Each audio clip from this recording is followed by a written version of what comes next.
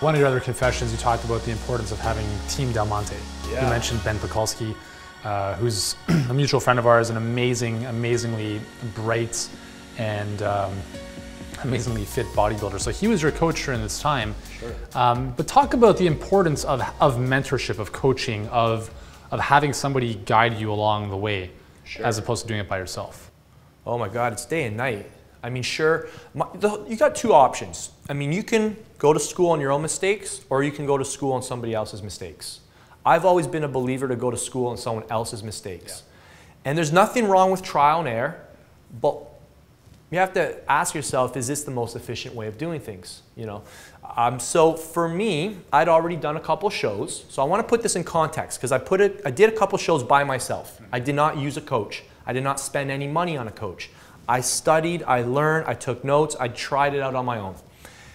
For the shows that I was getting ready for, I wanted to look different. And I knew if I wanted a different result, I needed to do something different. And so I looked to somebody who I looked up to and who seemed to have more knowledge than I did in certain areas and who'd already got a lot of people like me ready for shows. And I put the money out, I hired him, and I basically gave him the reins. And I told him, you tell me what to do. I will do whatever you tell me to do. You're the coach. And that's what a good coach does. A good coach gets you to focus on one thing and one thing only, the next step. And you know, I come from an athletic background. I know you do too, but I bet when you were training too, you didn't question the coach. And that's true. And that's one of the things I admire about you is that you're very coachable. Yes. And I think a lot of people tend to want to do their own thing, but their own thing didn't really work to begin with, so why not just follow the proven path? Sure. I mean, Yuri, every professional athlete has a coach. Yeah. Michael Jordan has a coach. Tiger Woods has a coach. You name one person who's successful and they have a coach. Mm-hmm.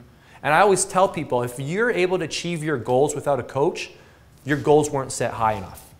They were too easy. No offense, but your goals were too easy. If you were able to achieve them alone, if you didn't need help to achieve your goals, you set your goals too low.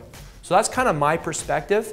And for me, I mean, I could talk about why you should have a coach all day long. I know you could too, because we value other people's experience and knowledge because it's efficient. It saves you time in the end. Yeah. So that $4,000 I gave Ben, I've probably made money back on that investment because I don't waste as much time down here working out. I know how to do things smarter, quicker. I'm able to do things that produce more income in my office because I've learned how to save time down here. So ultimately, investing in yourself is going to pay you back. There's going to be a positive ROI. So I've always had that mentality as well. So again, you don't have to have a coach forever, but to be honest, it wouldn't hurt.